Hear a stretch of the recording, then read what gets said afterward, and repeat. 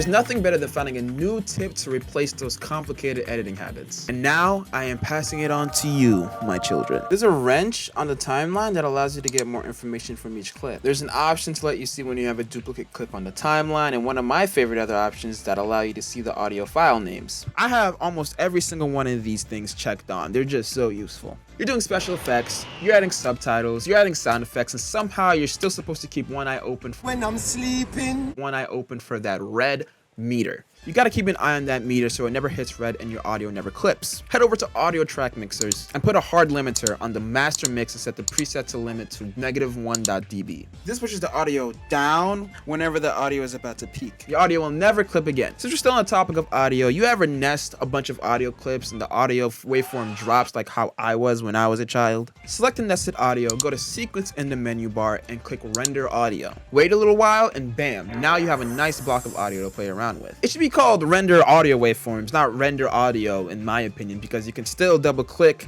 that rendered audio and it'll reveal all the other clips that are inside. During a commission I had to cut up a video. Once I finished cutting all those clips, I realized the recording was done upside down.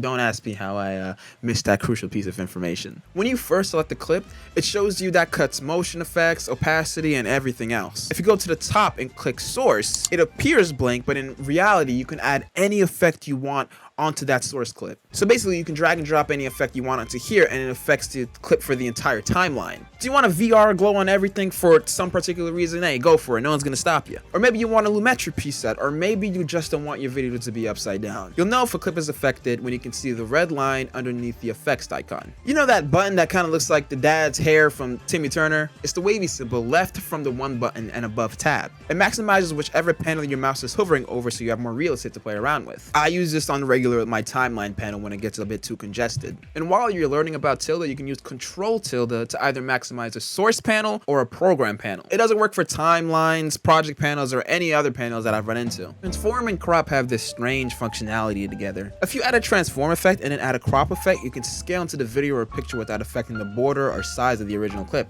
But does it work? I have no idea. The transform effect has to be underneath the crop effect or else it just won't work at all. Even rotating frame, this shit is just weird. Holding Alt and selecting a linked video or audio selects only that clip. For instance, I can move this linked piece of audio over here without moving the video along with it. And I wanted to show off this synergy along with Alt with the track forward tool. If you hold Alt and Shift, you can select all the clips that have the cursor on one track. For instance, you can select all the video clips on one track and drag and drop a preset onto all of them. Oh no, you've unknowingly removed the video from its audio or an audio from its video and now it's nowhere to be found. Press F in chat for my boy. No, literally, press F. You select the clip, you put the playhead marker over it and press F. It'll then match you with the source with the in and outs that matches the clip in the sequence. You can then insert it back into the sequence with the video and audio intact. If you have an After Effects composition and slowing down your timeline, you can render the composition by right-clicking and going to replace with clip. I usually keep the After Effects composition underneath and then disable it so I can use it later if need be.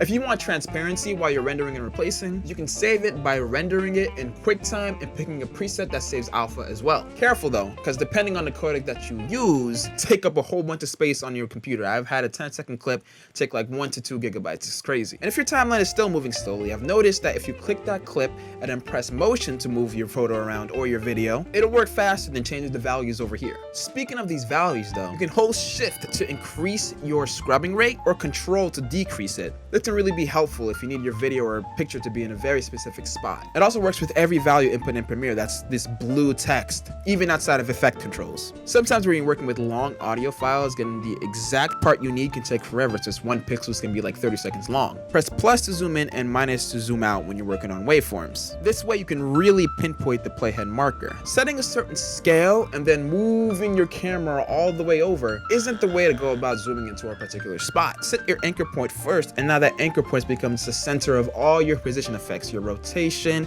your scale, everything. When you right click a clip, you can choose to disable it. Doing it again re-enables it. Instead of using a multicam, sometimes I'll stack a perspective on top of the other. I'll make a cut and disable one perspective using the disable feature. I usually use the hotkey Shift E, which is the default for disabling or re-enabling. It's an easy way to toggle through perspectives without deleting them. So if it's disabled, it'll be enabled, and if it's enabled, it'll be my coffee addiction. See, I'm not an actor, I actually use the water. If it's enabled, it'll turn back into disabled.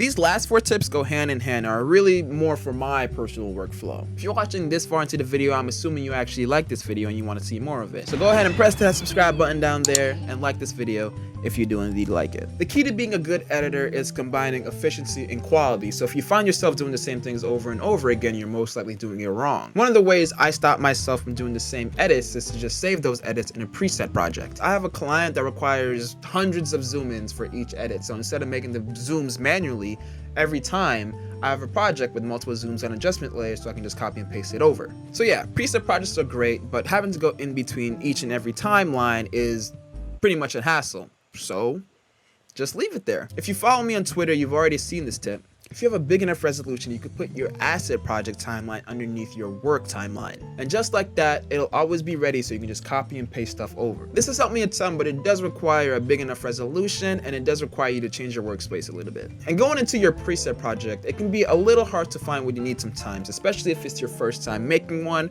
or if you have a lot of things in that preset project. Which is why I think making tiled markers can help a ton. After creating marker by pressing M at the time, you can double click the marker and increase the duration, leave a note, and now the note is visible on your timeline. I have markers for adjustment layers, green screen sounds, and pretty much everything. And lastly, Premiere and After Effects can take up a ton of space when you're working on your projects. Space hidden in your app data folder called cached data. It's basically Premiere's smart way of using your space so it can make sure your projects run more smoothly. And usually you can clear that data without almost any repercussions, especially after you're done with the edit. And Premiere gives you an option to periodically delete that data after a certain number of days. Head over to Edit, Preferences, and Media Cache. There you can tell how long you want Premiere to keep that cache data for, and you save yourself a ton of space. Those are your 20 tips, and I hope they change your life because they sure changed mine. And they changed a few lives of the editors in my Discord, which you should totally join.